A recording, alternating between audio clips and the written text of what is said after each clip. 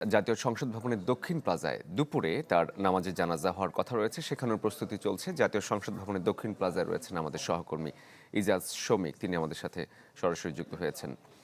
আহ, শমিক, কখন নাগাদ জানাজা শুরু হবে জাতীয় সংসদ ভবনের দক্ষিণ প্লাজায়, এবং সেখানে যে প্রস্তুতি কেমন দেখছেন? জানাজার পূর্ব নির্ধারিত যে সময় দুপুর ২টায়, সেই ২টার সময়ই জানাজা শুরু হবে এবং এই জানাজা শুরুর আগে আমরা দেখতে পাচ্ছি যে সংসদ ভবনের যে দক্ষিণ প্লাজা রয়েছে, দক্ষিণ প্লাজায় ইতিমধ্যেই কিন্তু সাধারণ যে সকল মানুষ রয়েছে বা ঢাকাবাসী যারা রয়েছেন এবং ঢাকার বাইরে থেকে বিভিন্ন লোকজন যারা ইতিমধ্যেই সকালের দিকে এসে জড়ো হয়েছিলেন, তারা দক্ষিণ প্লাজায় ভিতরে প্রবেশ করেছেন এবং এখন থেকে ঠিক আধা ঘন্টা আগে, অর্থাৎ বলা যায় যে সাড়ে ঠিক ১১টা ৪০ মিনিটের দিকে এই সংসদ ভবনের দক্ষিণ প্লাজার যে চতুর্পাশের যে গেটগুলো রয়েছে সেটি খুলে দেওয়া হয়েছে এবং এই মানিক মিয়া এভিনিউতে, দক্ষিণ প্লাজার পাশের যে মানিক মিয়া এভিনিউ অর্থাৎ ওইদিকে ফার্ম গেটের যে খেজুর বাগান যে অংশ এবং এদিকে আসাদ গেটের যে অংশ, এই রাস্তাটা কিন্তু বন্ধ করে দেওয়া হয়েছে। এখানে কোনো ধরনের যানবাহন চলাচল করতে দেওয়া হচ্ছে না এবং সাধারণ মানুষ যারা জানাজায় আজকে অংশ নিতে আসছেন তাদেরকে ওই রাস্তাগুলো থেকে হেঁটে তারপরে ভিতরে প্রবেশ করতে হচ্ছে এবং এখানে এবং এখানে এবং এখানে যারা আসছেন আমরা দেখেছি যে ১১টার দিকে এটি খুলে দেওয়া হলেও তার আগে থেকে বিপুল সংখ্যক মানুষ এখানে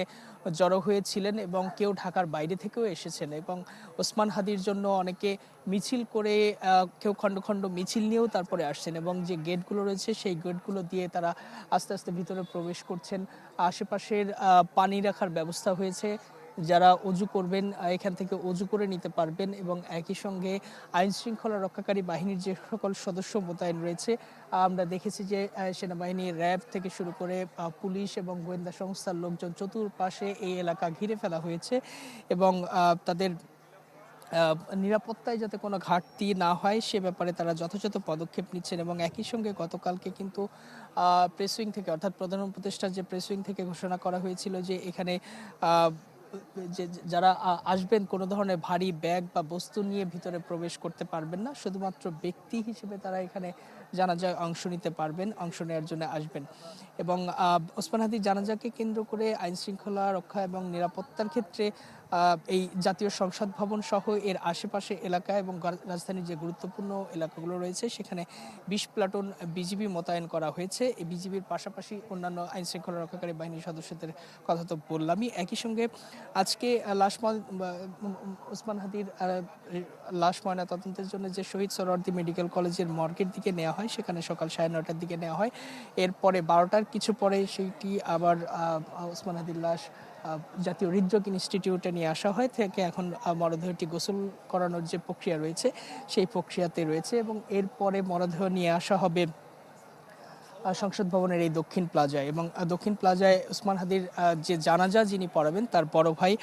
আবু বকর সিদ্দিক, তিনি জানাজা পড়াবেন এবং জানাজা শেষে তাকে মিছিল সহকারে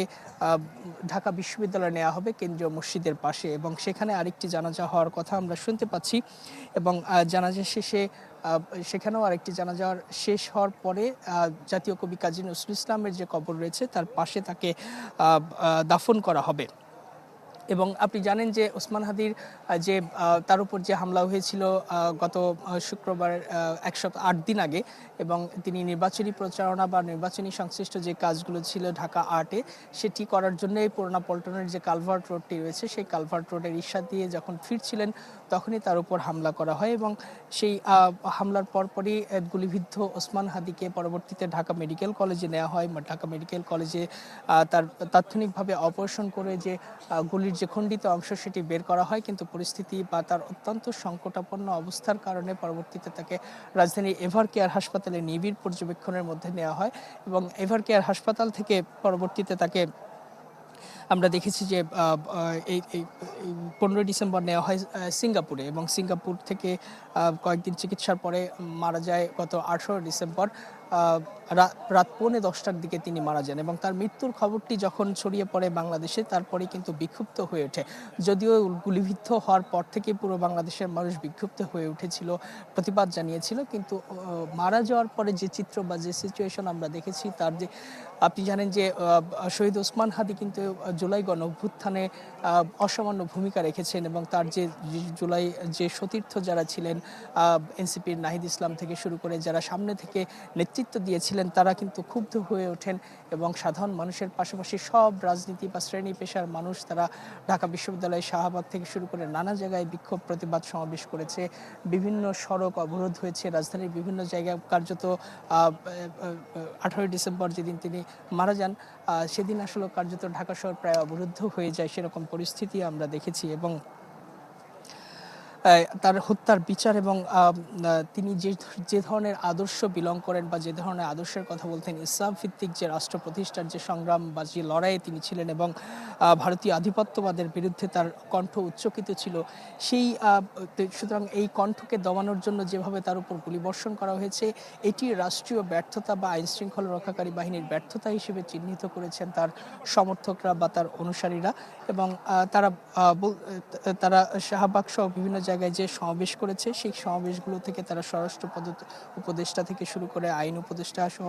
অনেকেরই পদত্যাগ দাবি করেছেন। এবং সেই সরকার এতে আসলে কতটুকু সাড়া দেবে সেটি আমরা বলতে পারছি না। তবে ওসমান হাদির এই ইস্যুকে কেন্দ্র করে সরকারের আন্তরিকতা বা সরকার প্রচেষ্টা চালাচ্ছে, সেটি দৃশ্যমানভাবে তারা দেখানোর চেষ্টা করছে। গতকালকে যে বড় সমাবেশটি হয়েছে শাহবাগে, যেখানে ডাকসু সহ বিভিন্ন যে সংগঠনগুলো সমাবেশ করেছে, সেই সমাবেশ থেকে শাহবাগ মোড়কে শহীদ ওসমান হাদি চত্বর হিসেবে ঘোষণা করেছেন ডাকসুর ভিপি। ওসমান হাদি তার 32 বছরের যে জীবন, সেই 32 বছরের জীবনে বলা যায় যে খুব সামান্য সময়, অর্থাৎ মাত্র 15 বছরের যে রাজনৈতিক 15 মাসের যে রাজনৈতিক ক্যারিয়ার। কি বুঝলেন ভাই? অনলি যেটাই চাই।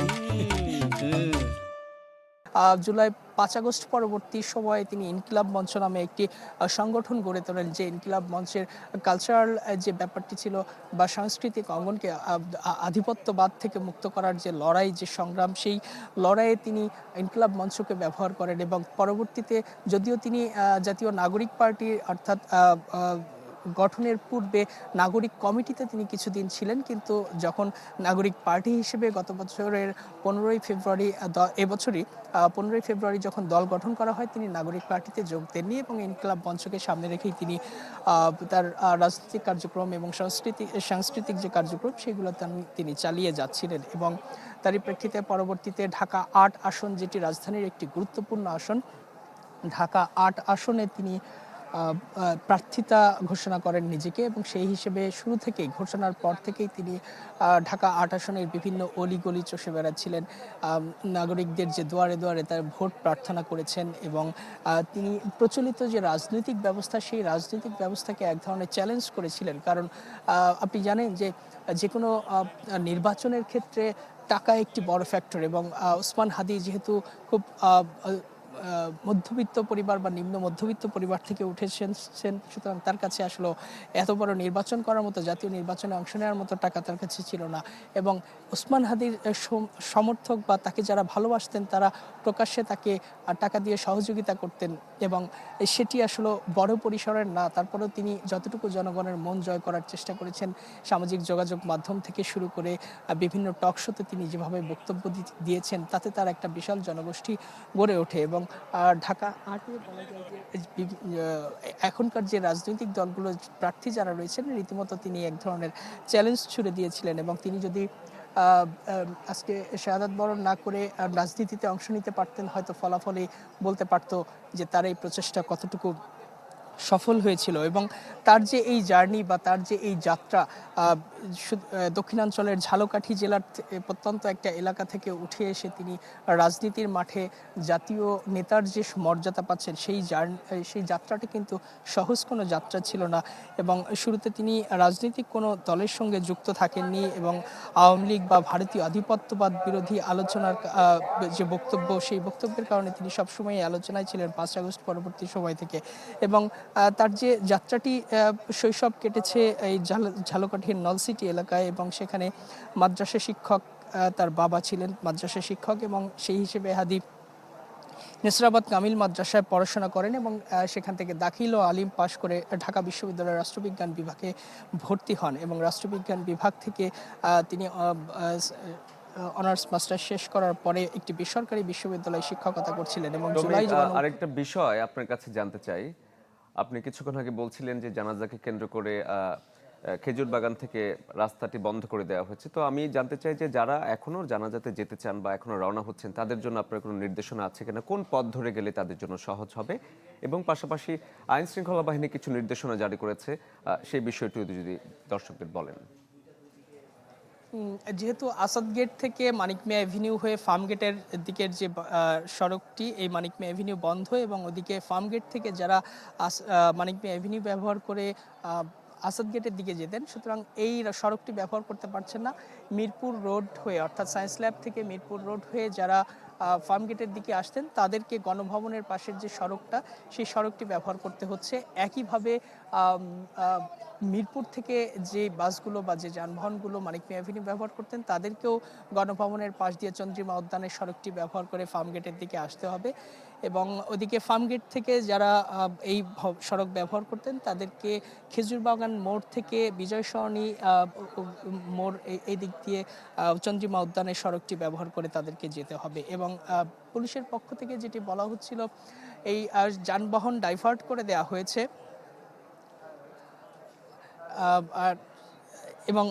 যারা আসবেন তারা এই সকল জায়গাতে নেমে নির্বিঘ্নে ভিতরে আসতে পারবেন, কোনো ধরনের সমস্যা হবে না। যদিও তাদেরকে আগেই নির্দেশনা দেওয়া হয়েছে কি ধরনের বস্তু আনতে পারবেন পারবেন না। কোনো ভারী ব্যাগ থাকতে পারবে না, অন্য কোনো বস্তু থাকতে পারবে না, শুধু ব্যক্তি এখানে প্রবেশ করতে পারবে। আমরা এই বিষয়গুলো নিয়ে আরও একটু কথা বলবো। আমাদের সহকর্মী রয়েছেন শফিকুল ইসলাম সবুজ, আমরা চলে যাচ্ছি তার কাছে।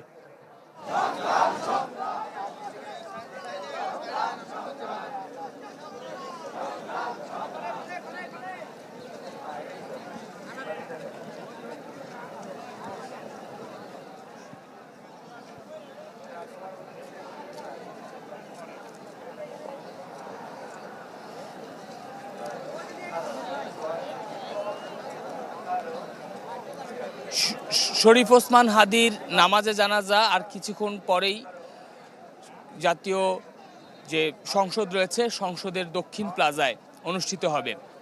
মানিক মিয়া এভিনিউর যে পুরো সড়কটি রয়েছে অর্থাৎ পূর্ব থেকে পশ্চিম পুরো সড়ক জুড়েই কিন্তু সময় যত গড়াচ্ছে মানুষের উপস্থিতি তত বাড়ছে। ঘড়ির কাঁটার হিসেব যদি করি তাহলে এখন থেকে ঠিক আর 1.5 ঘন্টা বাকি আছে ইনকিলাব মঞ্চের প্রতিষ্ঠাতা মুখপাত্র, আমরা জুলাই আন্দোলনের সমন্বয়ক, আধিপত্যবাদ বিরোধী যে আন্দোলন সে আন্দোলনের সম্মুখ সারির অকুতভয় যোদ্ধা ওসমান হাদির নামাজে জানাজার কিছুক্ষণের মধ্যে অনুষ্ঠিত হবে। এবং আমরা যে চিত্র এখানে দেখছি যে ঢাকার বাস্তবতা এর চেয়ে বড় জায়গা আসলে আর নেই জাতীয় সংসদের দক্ষিণ প্লাজায়। তো হাজার হাজার মানুষ কিন্তু এরই মধ্যে এখানে এসে জড়ো হয়েছেন আর তাদের এই নামাজ শরীফ ওসমান হাদির এই নামাজে জানাজায় অংশ নেওয়ার জন্য। এবং সবাই কিন্তু স্লোগানে স্লোগানে শরীফ ওসমান হাদিকে স্মরণ করছেন। তারা বলছেন যে এক হাদি লোকান্তরে লক্ষ হাদি ঘরে ঘরে, এই কথা তারা বলছেন। এবং আমরা এই মানিক মিয়া এভিনিউতে আসার পথে যে চিত্র দেখেছি যে ঢাকার নানা প্রান্ত থেকে মানুষ কিন্তু আজকে এই সরকারি ছুটির দিনে সাপ্তাহিক ছুটির দিনে পায়ে হেঁটেই কিন্তু রওনা হয়েছেন তাদের প্রিয় মানুষের এই বিদায় জানাতে।